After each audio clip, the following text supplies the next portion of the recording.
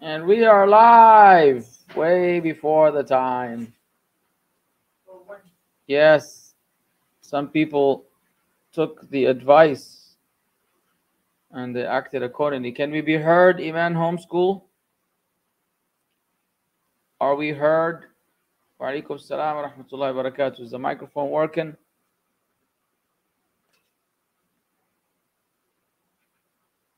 Can I get a response from anybody? Alrighty then. Celebrino Hyper. Wait. Celebrino Hyper left me comments telling me to talk about Saudi Arabia. I want you to discuss the situation in Saudi Arabia. Alrighty then. I hope you come here with good intentions, yeah, Celebrino. Because if you want to be a troll, troublemaker, you will be dealt with accordingly. I'm good, Mr. Sultan. Alhamdulillah. Good. What? All right. I see how it is. Any Mussab? Which Mussab do you want? Anyone? Any one of them? I only have one. No true intentions? All right. Well, thank you for your honesty. And you've been blocked. I'm sorry. Oh, these people are funny. Oh, gosh. Why did you have to make me do this? We were having a blast from the past and life was beautiful. Now I had to block you on YouTube as well. Oh, no. That was not nice. Walaikum salam. Mr. Azzam is in the house. Yeah, well, I mean, he told me he doesn't have any good intentions because he's been leaving some comments on the channel. And I was like, well, yo, why is this person so salty? You know? And now he's coming to the live class to maybe give us an earful and spam the comment section while I'm giving a talk and da da da da da da. So, you know, there's an Arabic expression that says, تتغدى قبل ما يتعشاك. You said you have true intentions. Akhi, read what you wrote. You said, I have no true intentions. You have typing problems. Anyways, you said any Mus'ab instead of Abu Mus'ab. Anyways, he's back. I don't know how he's back. That's amazing. So, بتتغدى قبل ما يتعشاك, meaning you have him for lunch before they have you for dinner. You have them for lunch before they have you for dinner. All right, Celebrino. We'll see how pure your intentions are. MashaAllah, you've managed to come back. This shows how efficient this StreamYard is in blocking people. Wa alaikum salam wa rahmatullahi wa barakatuh. Wow, we got a crowd over here. All righty then. Ismail, what are you drinking? Is that coffee or tea? Is that a helicopter? What in the world? What kind of emoji is this? I'm too old to see this stuff. It's a helicopter? What are you trying to fly? I don't even have coffee. Anywho. All right, so it's 1:30. We're going to take off. Close the door, sir. Start recording. Oh, you recorded this whole time? Yes, sir. MashaAllah alaik. Okay, Celebrino, no problem. No hard feelings. All good. Let's start from scratch. Let's focus on the lesson. Please avoid typing during the class. Muchas gracias, everybody.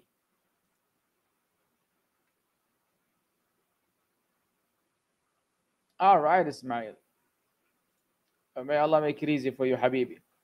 All right, let's see. You, it has to be this way, no? F9, F8. All right. Here we are. Okay. Alhamdulillah Rabbil Alameen wa sallallahu wa sallam ala nabiyyina Muhammad wa ala alihi wa sahbihi ajma'in. Amma ba'd, we praise Allah subhanahu wa ta'ala abundantly. We ask Allah to exalt the mention of grand peace to the Prophet Muhammad sallallahu alayhi wa sallam. Brothers and sisters in faith, last week we were discussing the matter of the fitnah of the Dajjal and also the fitna of the grave. And we will pick up where we left off, inshallah, with the statement of the Shaykh al-Islam Ibn Taymiyyah, قوله فأما الفتنة فإن الناس يفتنون في قبورهم. As for the fitna, the trial, then indeed people will be tried in their graves. هذا شروع في بيان كيفية فتنة الميت في قبره. This is the initiation on the discussion of explaining how exactly will the dead person be tried in his grave. وكلمة الناس عامة. Now the term فأما الفتنة فإن الناس يفتنون. As for the term nas is general. وظاهر كلام المؤلف أن كل أحد. The apparent meaning of the author's text is that it includes everybody. حتى الأنبياء والصديقون والشهداء والمرابطون وغير المكلفين من الصغار والمجانين يفتنون في قبورهم. وفي هذا تفصيل. Which means when we say everybody, that will automatically include the prophets and the siddiqs, you know, the siddiqeen, like those who believed in the truth and acted accordingly, people like Abu Bakr as-Siddiq and Aisha and Maryam and so on and so forth. And shuhada wal murabitun, and basically the witnesses and those who fought in the cause of Allah, and even those who are not liable, those who are under the age of discretion, such as the little kids, or even the people that are insane, the people that are you know, they don't have the mental capacity to understand, they have insanity, they're crazy. Also those will be tested in their graves. But the Shaykh said, but there's a breakdown for that. فنقول, so we will say, أولا أما الأنبياء فلا تشملهم الفتنة ولا يسألون ذلك لوجهين. First of all, the prophets, they're not included in this fitna. It will not include them. And that is for, oh, wait a second. Why am I getting a WhatsApp message in the middle of the class? People, come on. Close WhatsApp web. And that means I also have to make sure this telephone is on silento. Sorry about that. Look, we came early today, then we messed up somewhere else. Hey, al-muhim. So it doesn't include the prophets. And that is for two reasons, the Shaykh said. أولا أما الأنبياء نعم الأول أن الأنبياء أفضل من الشهداء. First of all, the prophets are better than the martyrs. They're better than the martyrs. وقد أخبر النبي صلى الله عليه وسلم أن الشهيد يوقى فتنة القبر. The Prophet ﷺ told us that the martyr will be protected from the trial of the grave. وقال كفى ببارقة السيوف على رأسه فتنة. The Prophet ﷺ said it is sufficient. It is sufficient for him as a trial, the flash of the swords over his head. That is enough as a trial for that person. It was narrated or collected by An-Nasa'i, and the Shaykh al-Albani rahimahullah said that this hadith is sahih. This hadith has a sahih sanad. الثاني, the second reason, أن الأنبياء يسأل عنهم فيقال ميت من نبيك. The prophets, they will be asked about. Like the person will be asked about the prophets. It will be said to the dead person, who's your prophet? فهو مسؤول عنهم وليسوا مسؤولين. فهم مسؤول عنهم وهم ليسوا مسؤولين. They are the one that people will be questioned about. They are not the ones who will be questioned. ولهذا قال النبي صلى الله عليه وسلم, that's what the Prophet صلى الله عليه وسلم said, إنه أوحي إلي أنكم تفتنون في قبوركم. It was revealed to me that you will be tested in your graves. You will be tried in your graves.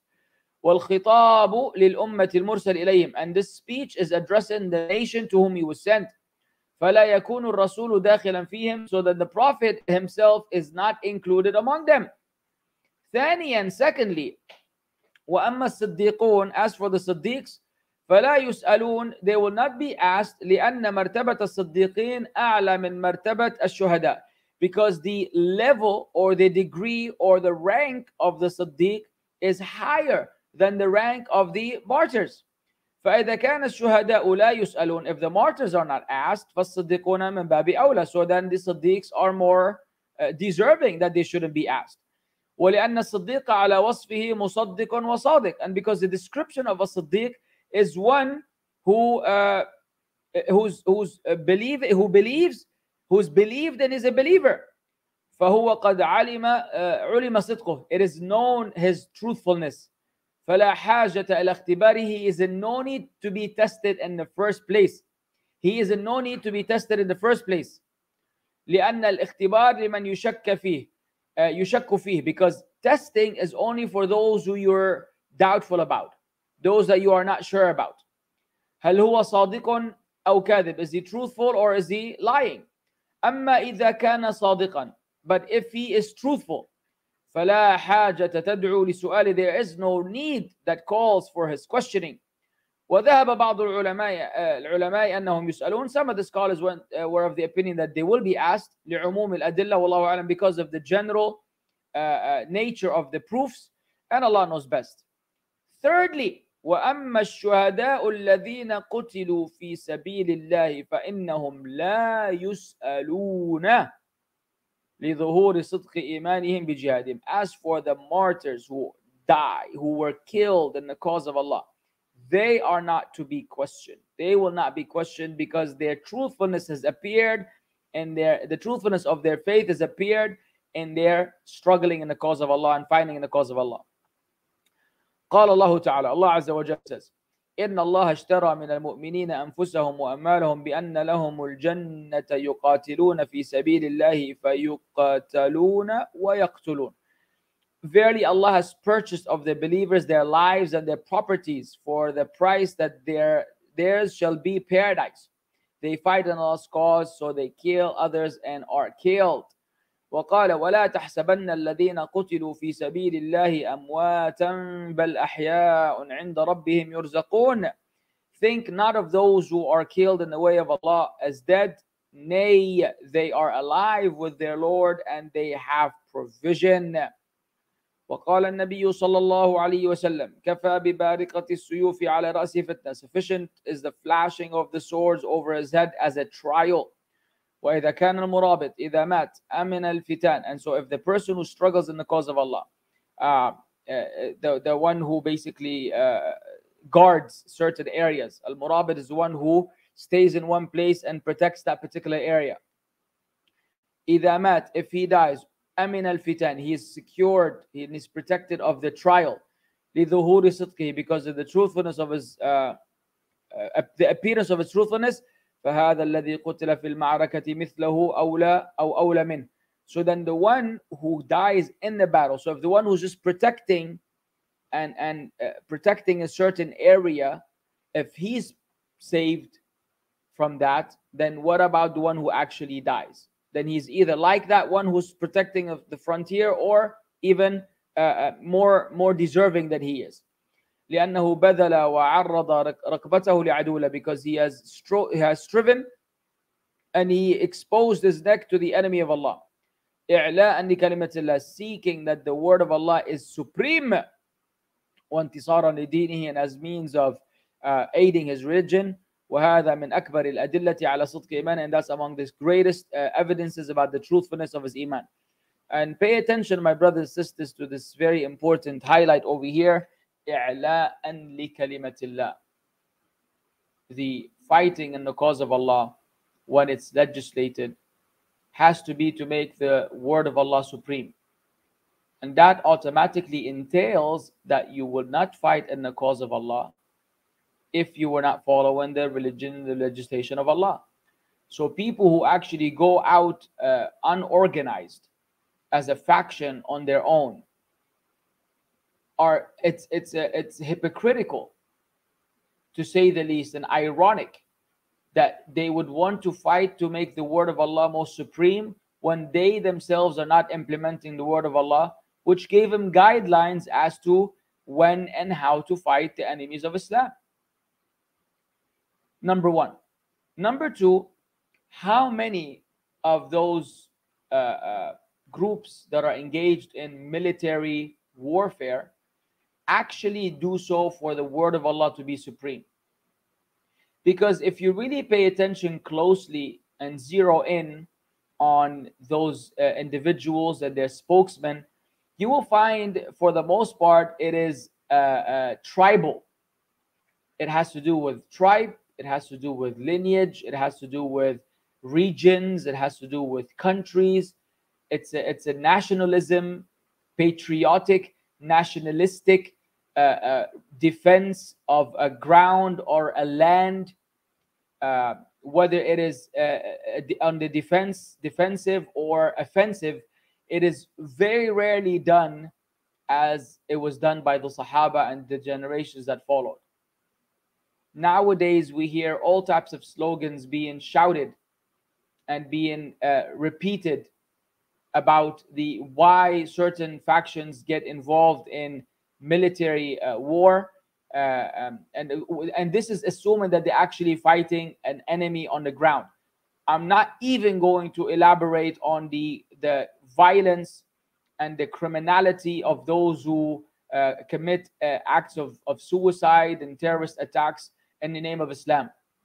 Those who target civilians or buildings or trains or warehouses or whatever. Any type of behavior that entails harming human life, individuals that are not actually on the ground at war with you, which is what Islam allows. Islam allows warfare and fighting an enemy where there's an actual battle. Not that you go to someone's home and burn it down. The Prophet ﷺ gave clear instructions, and it was narrated and attributed to Umar ibn al-Khattab when he would send out the troops. He would tell them they were not allowed to hurt an old man or people that dedicated to worship, like priests. They were not allowed to burn a tree. They were not allowed to destroy a house. They were not allowed to approach women or children. They were not allowed to kill livestock. There were so many things that they were not allowed to do. We have very strict guidelines in Islam about warfare, and it has to be under an amir. It has to be under a leadership. It has to be done in a manner that is in line with the Quran and the Sunnah. Today, we have none of that.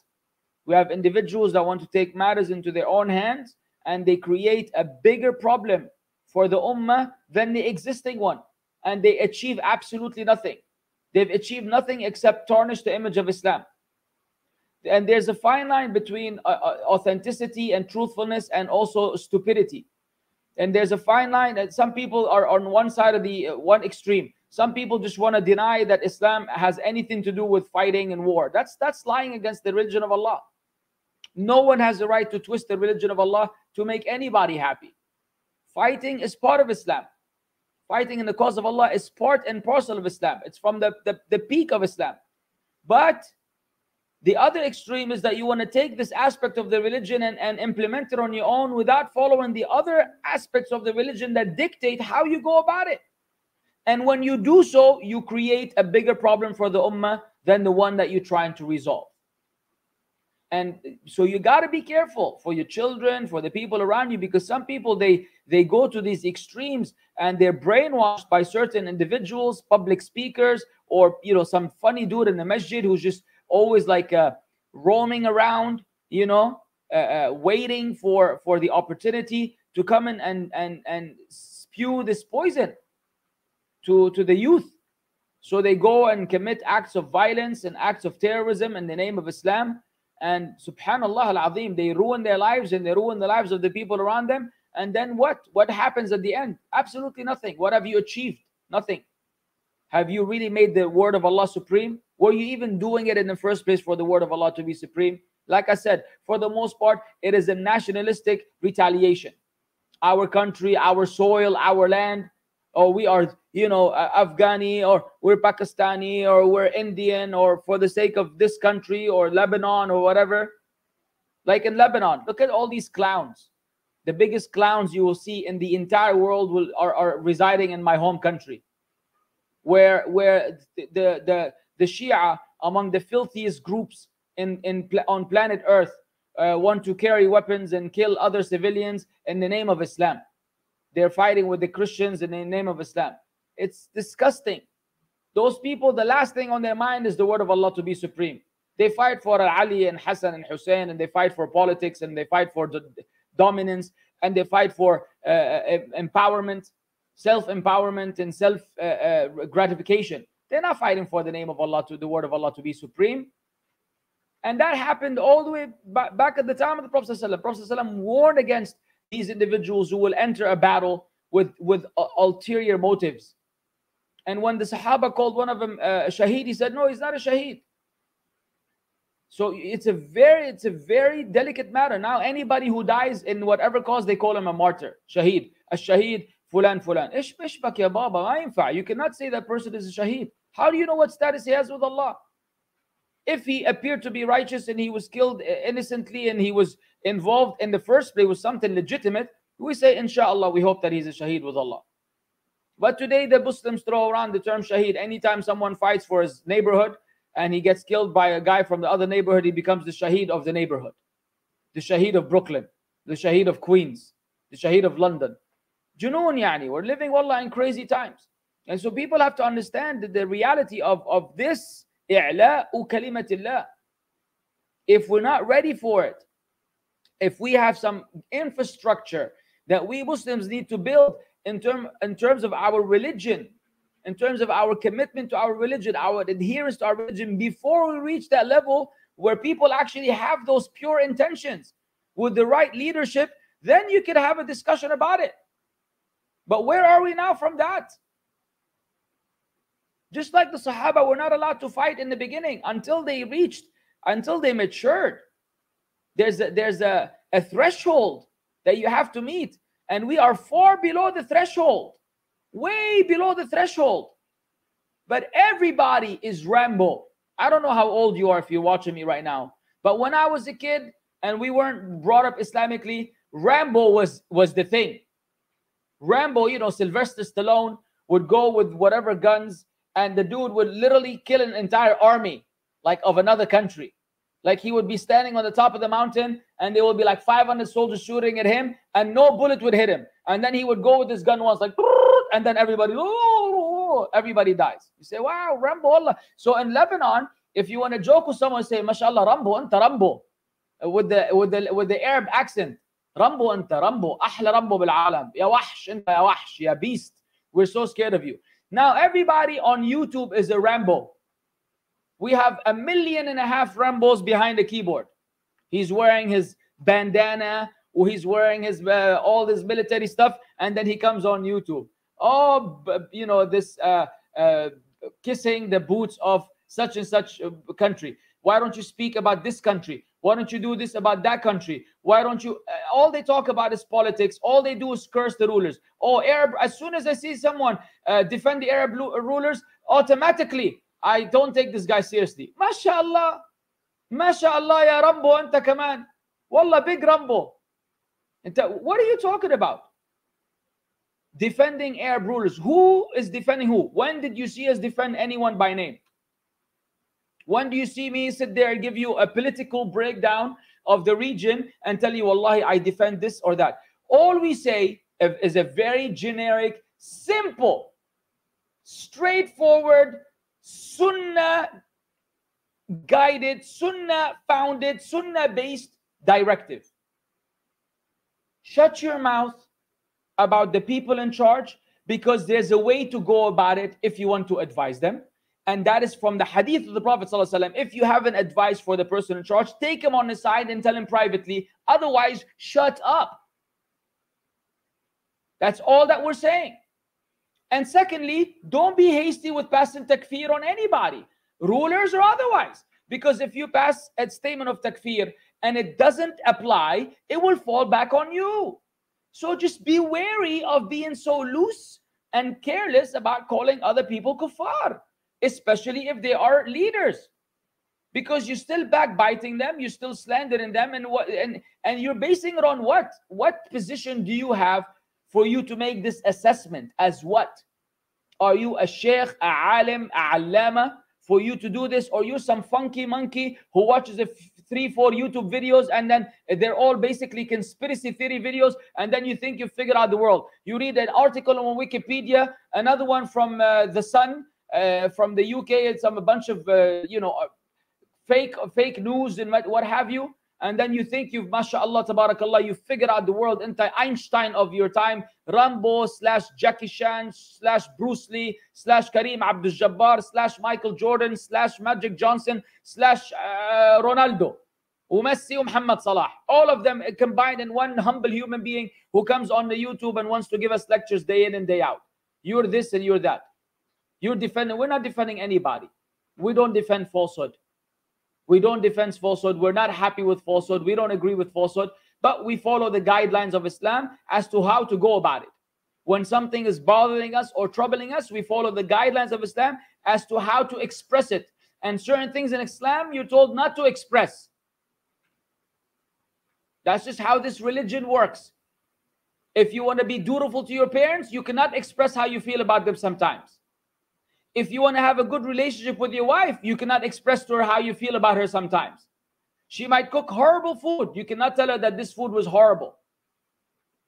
In Islam, you learn certain things you don't express. When it comes to your objection to the rulers and what they're doing, you are also told not to express yourself unless you are a person of influence who has the right means and the right tools and the right channel to deliver that to them privately. Otherwise, you also need to be quiet.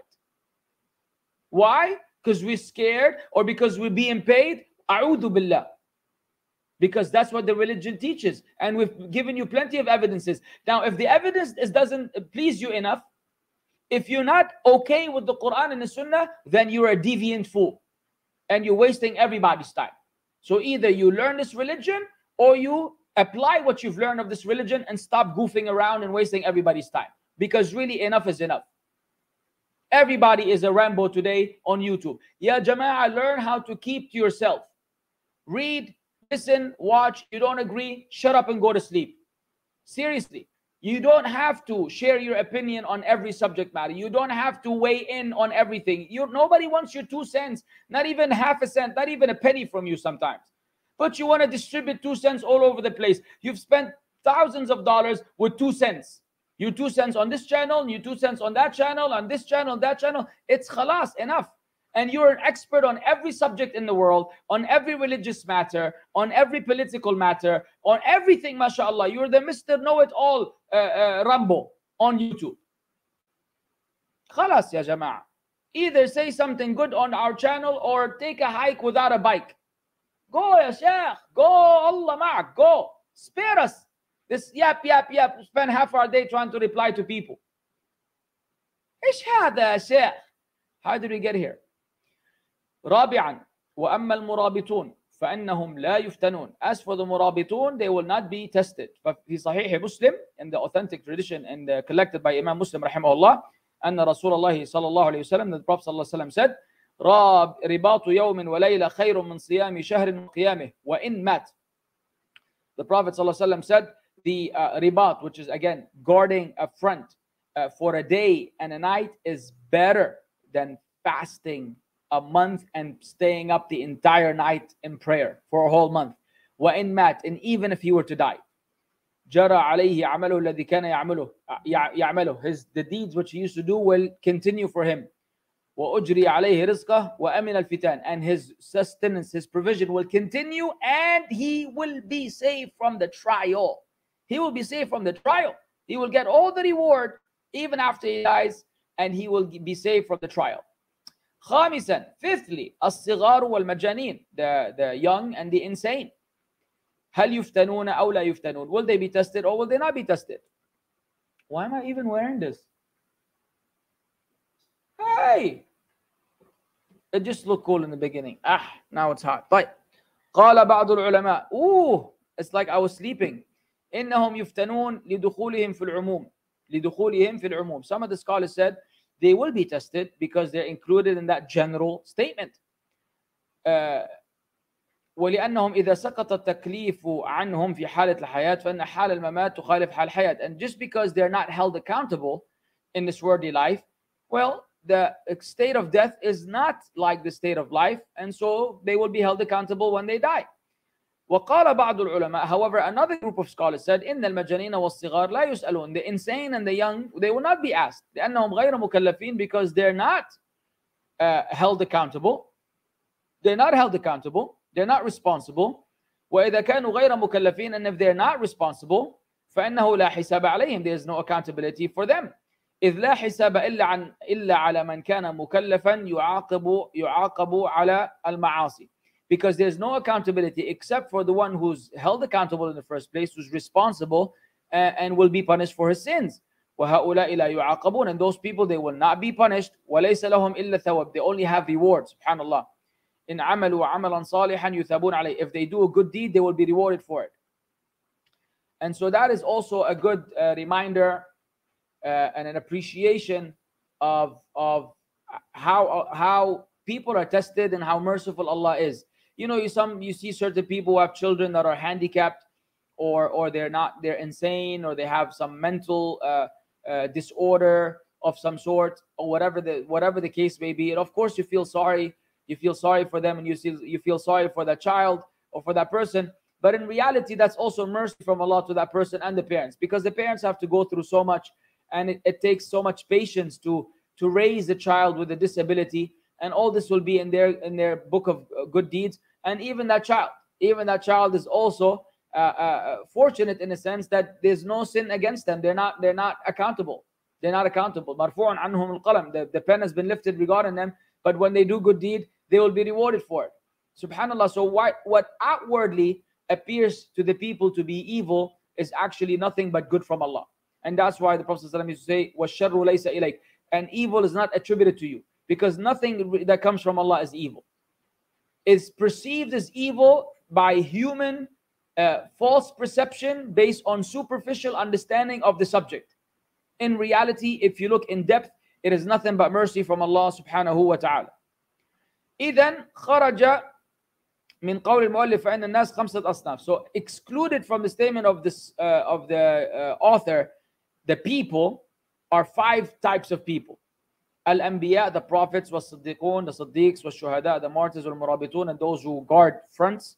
وَمَنْ لَا عَقْلَ لَهُ, and the one who has no mind, كَالْمَجَانِينَ وَالصَّبْيَانِ, such as the insane and those who are young boys, basically immature. Of course, it doesn't mean that they have no aql, يعني they have no brain because they're kids. It means they're not held accountable yet. They're below the age of discretion. Tanbih. Now, an important note the Shaykh has: الناس ثلاثة أقسام. People are 3 categories. مؤمنون خلص ومنافقون. Pure believers and hypocrites. وهذان القسمان يفتنون. Those 2 types will be tested. والثالث كفار خلص, and the third one is absolute disbelievers. ففي فتنتهم خلاف. There's a difference of opinion regarding them being tried. وقد رجح ابن القيم في كتاب الروح أنهم يفتنون. And Ibn al-Qayyim rahimahullah has favored the position in his book Ar-Ruh, the soul, that they will be also tried in their grave. That even the disbelievers, they will be tried in their grave. طيب وهل تسأل الأمم السابقة? Will the previous nations be asked also? The ones who came before the Prophet Muhammad عليه السلام.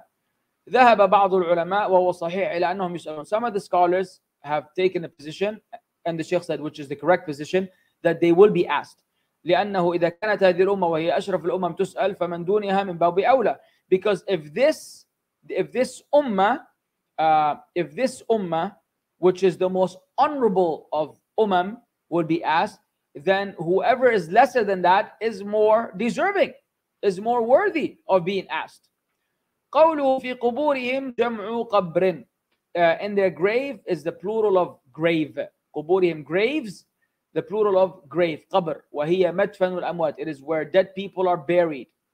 والمراد ما هو الأعم فيشمل البرزخ. But what is intended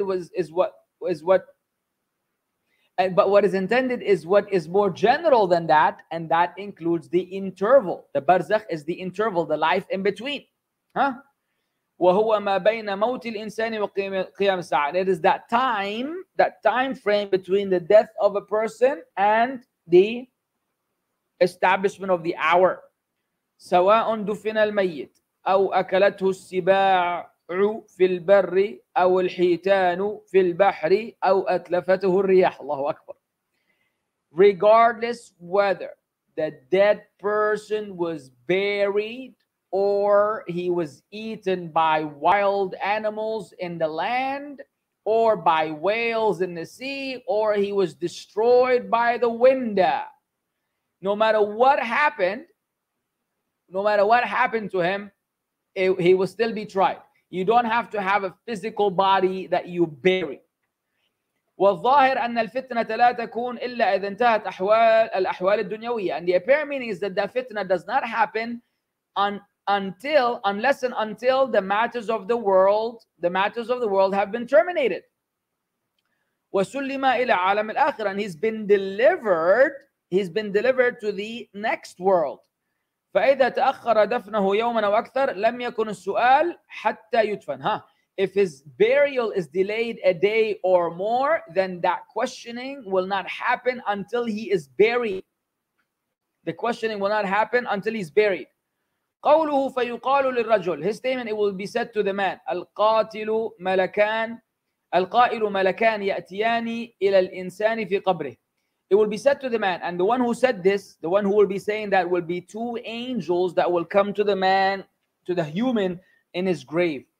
وَيُجْلِسَانِهِ, they will make him sit up. وَيَسْأَلَانِهِ, and they will ask him. حَتَّى إِنَّهُ لَا يَسْمَعَ قَرَعَ نِعَالِ الْمُنصَرِفِينَ عَنْهُ. So much so that he will be able to hear the footsteps of the people as they walk away, وَهُمَا يَسْأَلَانِهِ, while they are asking him. وَلِهَذَا كَانَ مِنْ هَدْيِ النَّبِيِّ صَلَّى اللَّهُ عَلَيْهِ وسلم. That's why it was of the guidance of the Prophet Muhammad صلى الله عليه وسلم. أنه إذا دفن الميت وقف عليه, that if he buried a dead person, he would stand there. وقال, and he would say, استغفروا لأخيكم, seek forgiveness for your brother, واسألوا له التثبيت, and ask Allah to give him firmness. فإنه الآن يسأل, because he's being questioned now. He's being questioned now. ورواه أبو داود والبيهقي وصححه الحاكم ووافقه الذهبي وجود إسناده النووي في المجموع وانظر أحكام الجنائز الألباني رحمه الله. وورد في بعض الآثار أن اسمهما منكر ونكير. Now some of the traditions mention that the name of these two angels are Munkar wa Nakir, because of a hadith that was collected by At-Tirmidhi from Ibn Abi Asim in his Sunnah, and Al-Ajuri in his Sharia, from the hadith of Abu Hurairah radiyallahu anhu, that he said that the Prophet sallallahu alayhi wasallam said, قبر الميت أو قال أحدكم أتاه ملكان أسودان أزرقان يقال لأحدهما المنكر والآخر نكير. والحديث was authenticated by Shaykh Albani. Two angels that will be black and blue. الله المستعان. اللهم ارحمنا برحمتك. وأنكر بعض العلماء هذين اسمين. Some of the scholars have denied those two names. They basically rejected them. قال كيف يسمى الملائكة وهم الذين وصفهم الله تعالى بأوصاف الثناء بهذين الاسمين المنكرين وضعف الحديث الوارد في ذلك.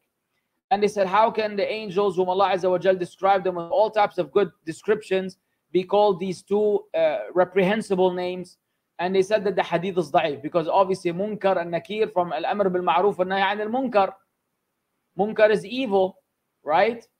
So the root word is evil, and so the scholars are saying, how could this be the name of the two angels? And they said the hadith is sahih.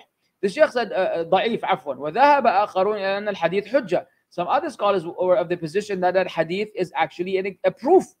وأن هذه التسمية ليس لأنهما منكران من حيث ذواتهما, and that name of theirs is not because they are reprehensible in essence themselves, ولكنهما منكران من حيث أن الميت لا يعرفهما, but they are munkar as in the dead person does not know them. And that's why you say nakira, something that is nakira في سياق النفي تعم.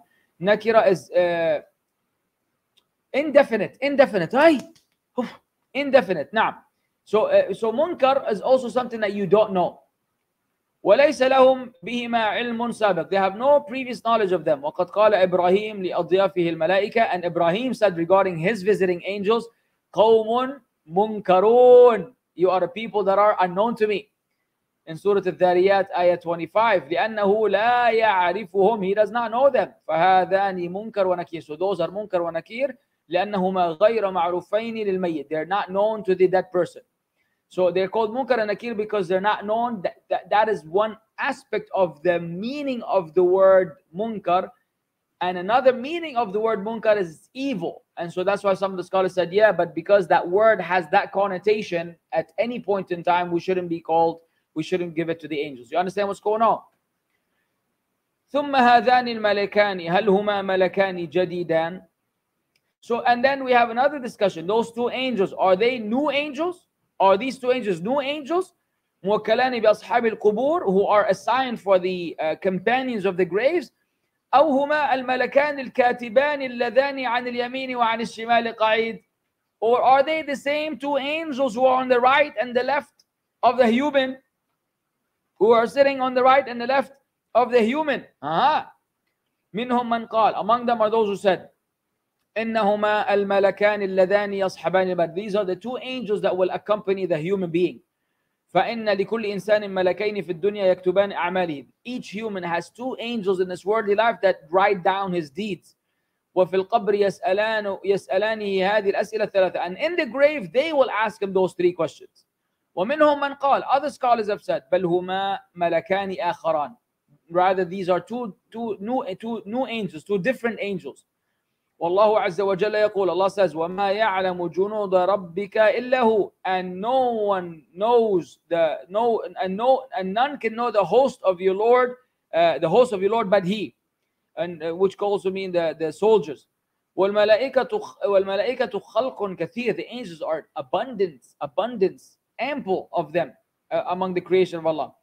قال النبي صلى الله عليه وسلم أطت السماء وحق لها أن تطئ. The earth, the sky groans, the heavens groan, and it has the right to groan. والأطيت صرير الرحل. It's like the squeaking that the squeaking of the camel. ما من موضع شبر. There isn't the distance of a handspan. Shibr, this is the shibr. Hello, this is shibr.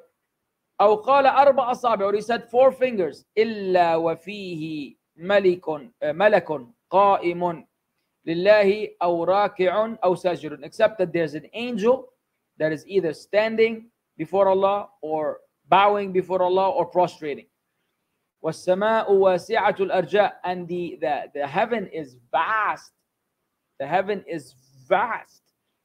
قال الله تعالى كما قال الله تعالى والسماء بنيناها بأيد وإنا لموسعون. And with power did we construct the heaven. Verily we are able to extend the vastness of space thereof. So it is already very wide. فالمهم أنه لا غرابة أن ينشئ الله عز وجل لكل مدفون ملكين يرسلهما إليه والله على كل شيء قدير. The bottom line is, the important thing is that there's no strangeness in Allah creating for every buried person 2 angels that are sent to him, and Allah is able to do all things. قوله من ربك يعني من ربك الذي خلقك وتعبده وتخصه بالعبادة. Now the first question is, who's your Lord, i.e.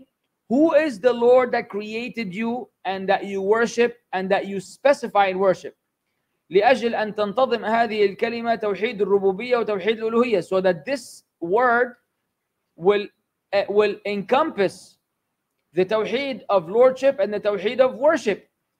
وقوله, or the tawheed of divinity. وقوله ما دينك يعني ما عملك الذي تدين به لله عز وجل وتتقرب إليه. What is your religion, i.e. what is the deed that you do by which you worship Allah and you seek nearness to Him.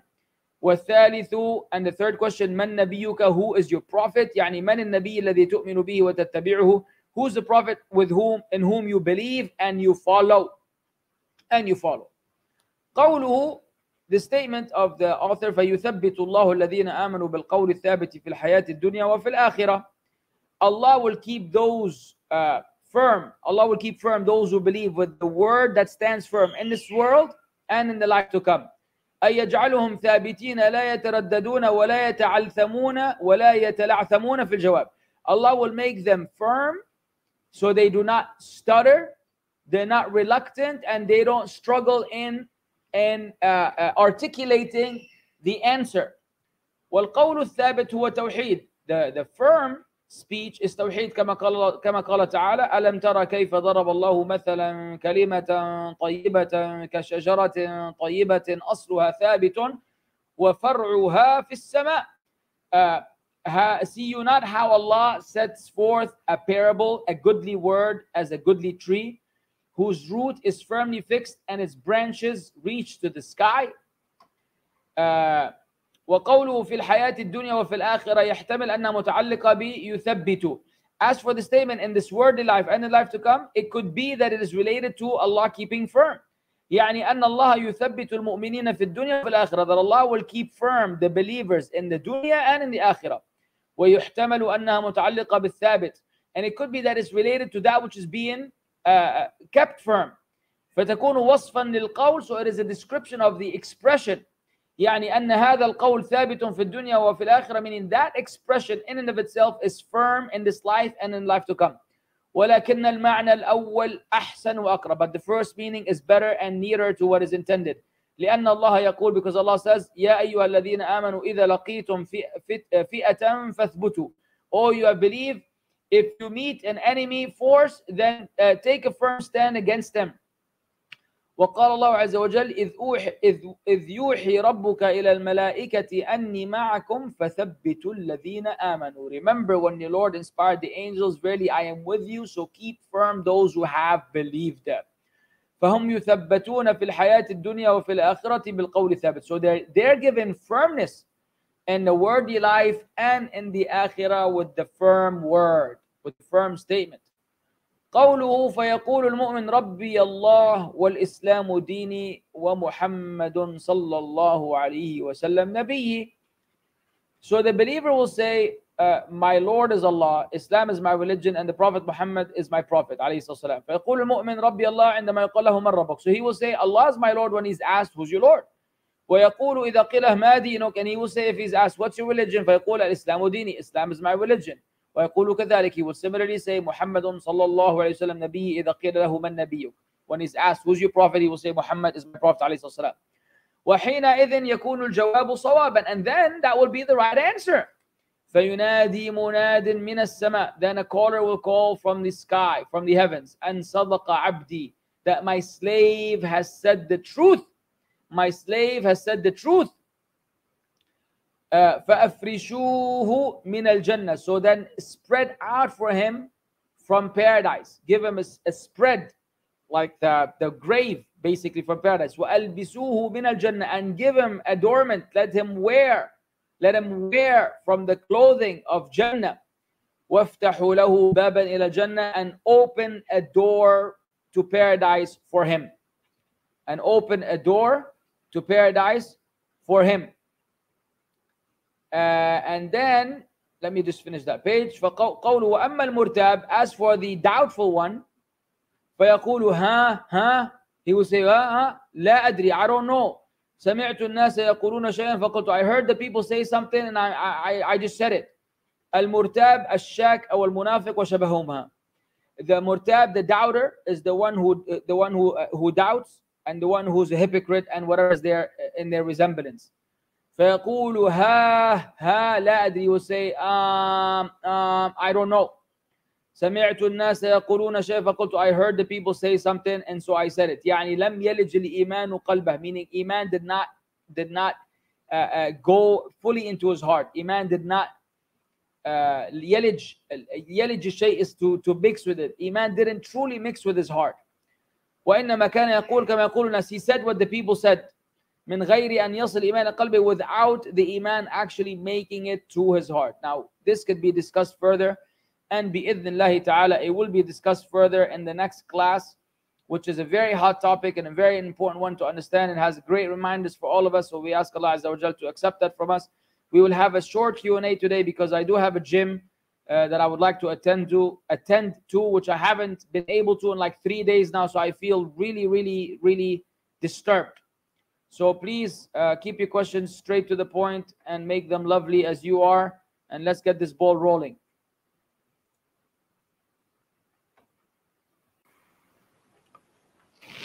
Yalla, Sheikh.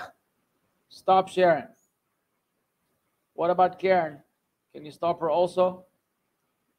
If an ants of a queue is human can act more responsibly to prevent global warming.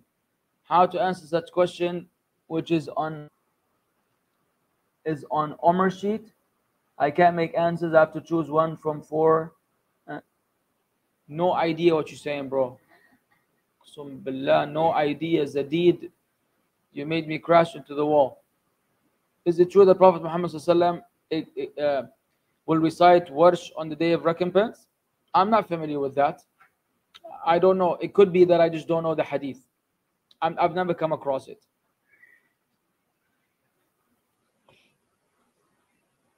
Next, you need to be faster, bro.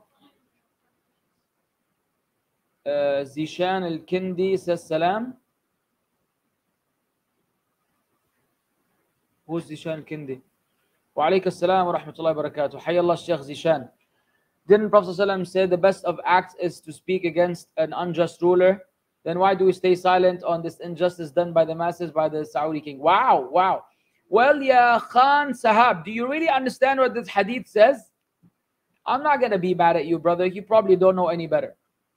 Does the hadith say that you speak about the unjust ruler from a public platform or in his presence? The hadith is referring to in his presence. Meaning if you're in the presence of the ruler and you are in a position to speak the truth, you have to speak the truth. Even if it displeases him. Even if it displeases him. And that is what is intended by this hadith and other hadith of this nature. That do not say anything about public speaking.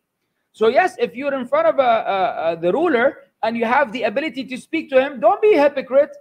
And don't tell him, yeah, everything is nice, Jazakallah khair, we love everything that's happened. No, then this is when you can tell him what you want to tell him. This one you can advise him. And this one you can speak a word of justice if he's being unjust. If you have access to them. And the hadith says, you didn't even quote the hadith properly. عند Sultan, it says at the Sultan. You say a word of truth in the presence of the Sultan, in the presence of the ruler. Not by making YouTube videos or protests or revolting or, you know, whatever people do now. Yeah, brother, if you're there, make it happen. Barakallah feek. If I'm there, I will make it happen. And the scholars do that when they're in the presence of the people in charge. But they don't go speak against them on the minbar because that's how you create havoc. That's how you destroy the ummah. That's how you spill blood. That's how people will die. While you want to be brave, the women and the children will be killed. Men will be killed.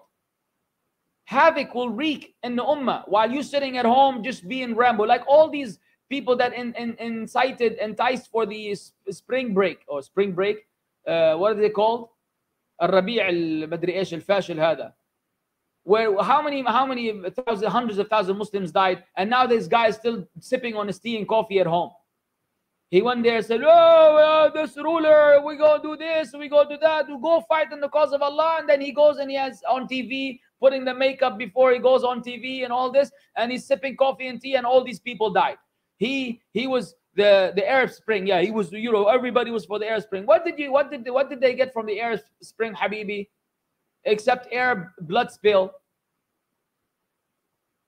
That's what you got to put things in perspective, man. You got to understand what's going on. We're not saying you got to lick boots. But you have to know when to say and when not to say things. You have to weigh the benefit and the harm. If you're going to say things that are going to create a bigger fitna than the existing one, then you're not allowed to speak. How difficult is it for people to understand this? I don't understand. What are we speaking the same language, you people? Do we speak the same language? Does what I'm saying make sense? Does it even penetrate the upper layer of your mind? Am I speaking gibberish? You don't know how to put benefits and harm and see, well, let me see if I do this, what is it going to do? And so I don't do it even though you think it's right. Or because you have guidance from the Prophet ﷺ that tells you don't do it this way. So you don't do it that way. It's very straightforward, guys. If you have access to the people in charge, knock yourself out. Say everything that you got to say and be proud of yourself. But if you're not in that position, just fix your family, ya Khan Sahab. Go fix your family, ya Sheikh. Go fix your uncle. Go fix your aunt. I bet you in your family, you have made 10, 15 people who probably don't even pray. or they're Sufis, or they're grave worshippers. You're worried about what the king is doing all the way in his palace? Is Allah going to ask you about what, if you're living in whatever country you're living in, even if you're living in the kingdom, is Allah going to ask me about what the king is doing? I have to answer to Allah about what the king is doing? Allah is going to ask me about my wife and kids, about my neighbors, about the people in my environment. Why is everybody worried about what they're doing? And we know that what's going on is not the greatest thing in the world. We know. But what is the point of making this public scene all the time? Why are you so worried about them when we have a million places in the Ummah that need to be fixed? There are far worse. Ya Shaykh. Your opinion on Haris ibn Abdul Ghafoor? Yeah, from what I know, inshallah, he's a graduate from Medina University. I know nothing but good about him. If you can study hadith with him, knock yourself out.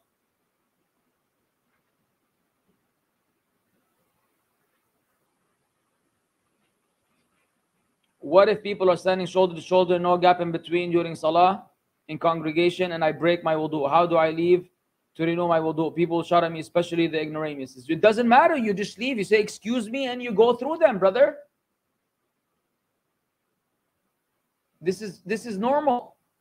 The Prophet ﷺ was leading the people in salah, and Jibreel came and told him that there was some impurity on his shoes. He took off his shoes in the salah.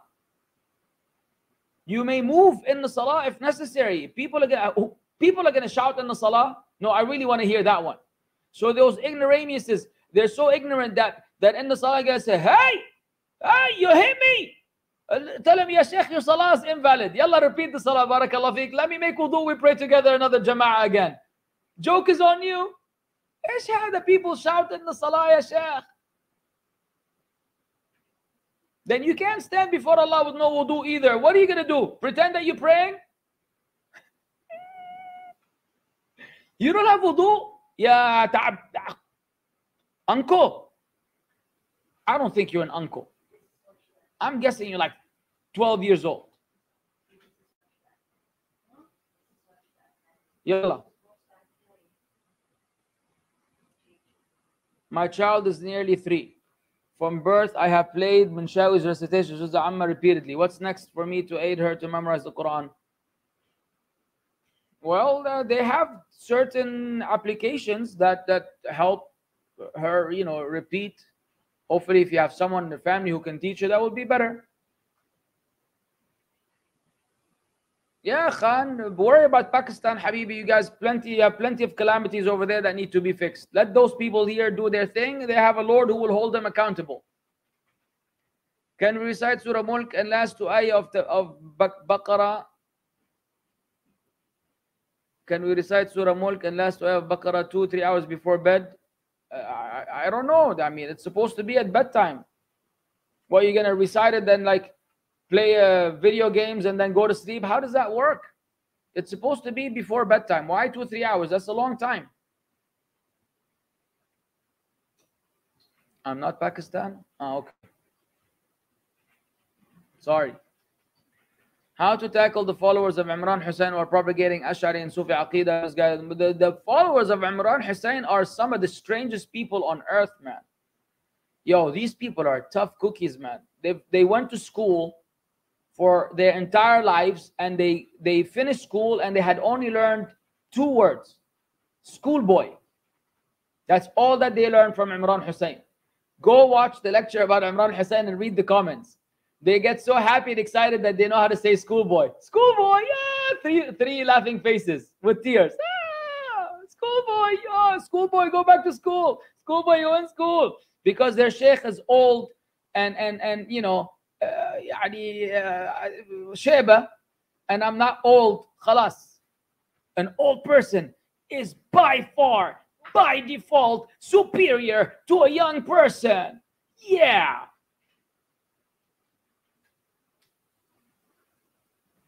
How to receive guidance from Allah? I feel like locks in my heart.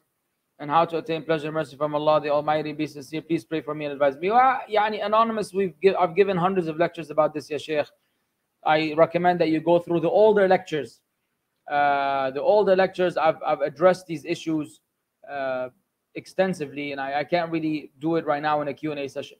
We will definitely make dua for you like we make dua for ourselves. But you know, it's a very simple thing. You make dua to Allah, you follow the means Allah legislated, you will reach the destination. There's not rocket science and there's no mystery in it. Now,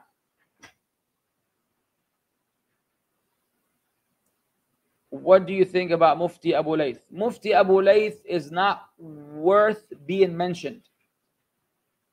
You know, like when you want to speak about speakers and du'at, you categorize them. Okay, those are, mashallah, the elite, the top notch. Then you have people that are good but have some issues, and then you have people that are their guidance, misguidance, 50-50. Then you have misguided people. Then you have people that are completely off, and then you have Mufti Abu Layth right at the bottom, where he doesn't even belong in the category of people that should be even speaking about Islam. An absolute clown in the ultimate sense of the word, who mocks the religion, makes fun of the Sunnah, makes statements of disbelief. Almost every talk of his, he will express some statement of disbelief. I've heard the most abhorrent things come out of his mouth. He is not even worth more than what we just said right now. Complete joke, and a disgrace to the Ummah, and a disgrace to the people that even get to speak on YouTube. May Allah Azza wa Jal guide him. May Allah guide him. What is the exact ruling on reciting Surah Al-Kahf every Friday? Because I saw a fatwa of Shaykh Ibn Baz that the hadith is da'if. I know the scholars have differed on it. There's a fatwa on Islam QA that explains both positions. Read it and follow what you think is correct.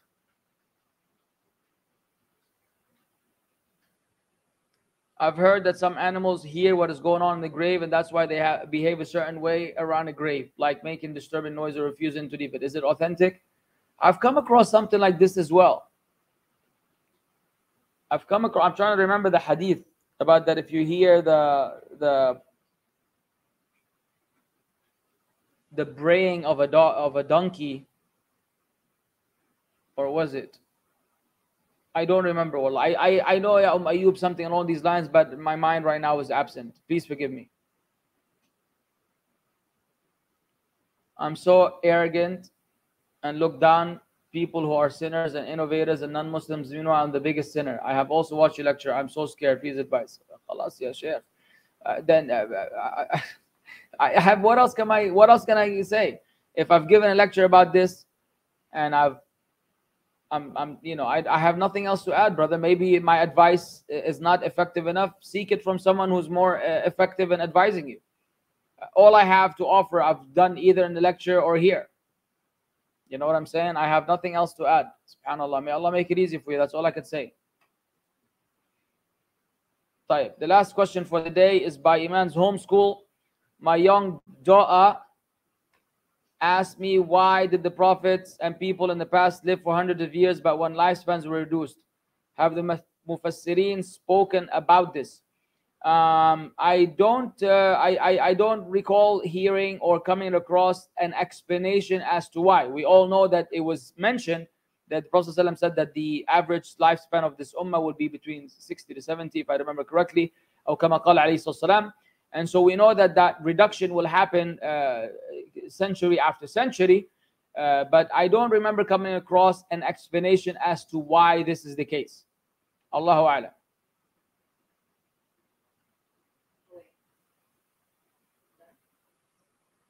Okay. Yalla, jazakumullahu khairan. We'll see you next week, inshallah. Subhanakallahumma bihamdik. Ashhadu an la ilaha illa anta, astaghfiruka wa atubu ilaik. Assalamu alaikum wa rahmatullahi.